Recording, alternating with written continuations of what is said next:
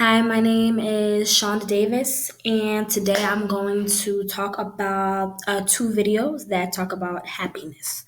One video that I am about to review, it is called Acts of Kindness by Sonia, excuse me if I say this wrong, Liberowski, and the other one is Secrets of Happiness by Brendan Bouchard.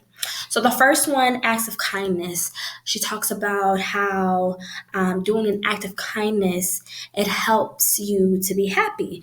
Because if you do an act of kindness, it means that you are a generous person, right? So when you do something, it makes you feel good about yourself because you're helping someone out. So her theory is that if we all do an act of kindness for a period of time or for a full time of our life, we will be happy because we're giving back. And so she talks about how she did an experiment with her students about giving back and doing acts of kindness. And she gives examples of their acts of kindness. For example, the guy does acts of kindness. One of her students' acts of kindness was going to visit his grandmother, giving a homeless guy a Whopper. Another student said giving a homeless guy money. So as you can see, there's a difference from the first student and the second student. The first student believes that his acts of kindness is going seeing his grandmother, which some people will say that you're supposed to do that anyway. But people's mindsets and brains work differently, so people's acts of kindness will be different. The second video, Secrets of Happiness by Brendan, I'm sorry if I said that name wrong. He talks about how we have to learn how to be happy within ourselves from our past, our present, and our future. He talks about accepting our past and accepting our struggles and accepting that we've gone through something, but we've survived. We've, moved on from that.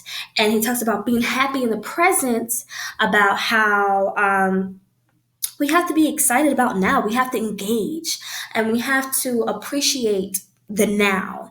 And then he talks about the future, about getting excited about what's ahead, and thinking positive. He talks about that if you think positive, that your mindset will change. He talks about a happiness, being happy with your physical appearance. And he says that's, some people don't have common sense, but it's easy to be physically happy by drinking water more, by working out more, by going out and riding a bicycle. He talks about faith and spiritually, about if you're a spiritual person, then you have faith and a higher power, and that the happiness comes from believing in something and treasuring something. Which one that I think is scientific? I would say the second one, Secret of Happiness.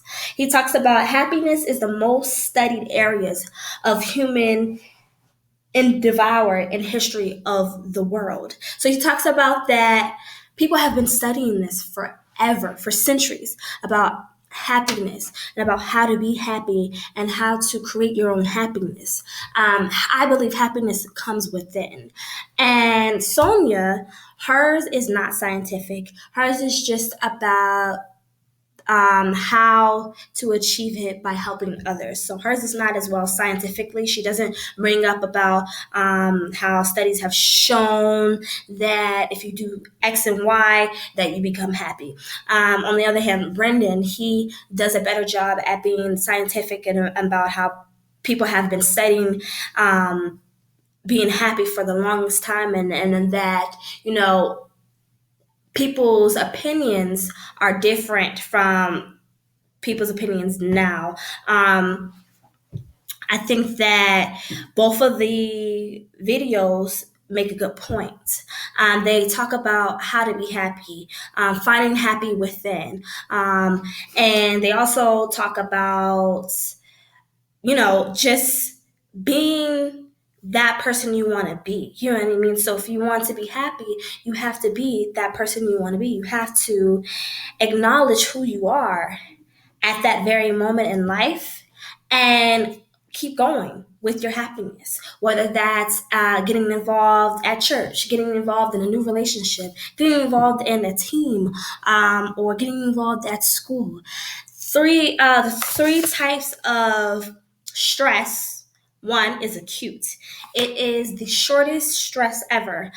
So acute is like when you're excited for like a race that you're going to run. So if I was on the track team, I'm stressed, but it's excitement because of the the urge in my body to do something, to achieve something. Um, the other one is chronic. That's a long term stress. That's when you're like more like unhappy with your marriage, or unhappy with a relationship or a friendship, or unhappy with your job. This third one is episodic stress, and that is from time to time. So when you are overly competitive or aggressive for no reason, that's episodic stress. An example that I can give you for each one, well, I already said one for acute, that's when you're excited for a race. Episodic is when you're overly competitive. So for example, so say I wanted to do a video game with my friend, and I'm like, yeah, like I gotta push myself, I gotta practice and practice, because when I see her, we're gonna do this game together, and I'm gonna make sure I win. I'm gonna make sure that I do it right.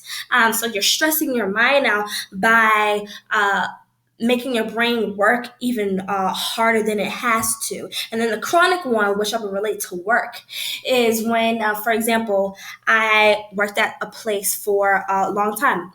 Or let's bring up the example of Acme Wedget, working at Acme Wedget. You can be unhappy with the position that you're in. You could be working there for 5, 10 years, and you're not happy because maybe you're not getting enough pay, or your boss is not acknowledging the work that you've done, or acknowledging how hard you've put in for this job, this position. That is chronic stress, and I think that relates more to Acme Wedget, not really getting that support from your boss, or not really getting along with your coworkers, or feeling like you have to stay because you haven't found another job to be at, or you haven't found another fit. So those are the three stress stress points, and that is it. I hope you liked my video, and thank you. Okay, so now I'm going to reflect on my own personal experience and talk about when a time I was successful and unsuccessful with stress. Example with unsuccessful stress is I was working for a company for about 5 years, and I was treated unfairly. My boss wasn't giving me the recognition that I deserved, and unfortunately, I was working so hard that I was being so stressed out because I felt alone. I felt like I didn't have support. And because I was stressed, I started having health problems, and I actually had to end up leaving my job due to my health problems taking a toll because of the stress. An example of successful stress that I've had would have to be a time where I was doing a project for school, and I was really stressed out because there were so many elements of the project.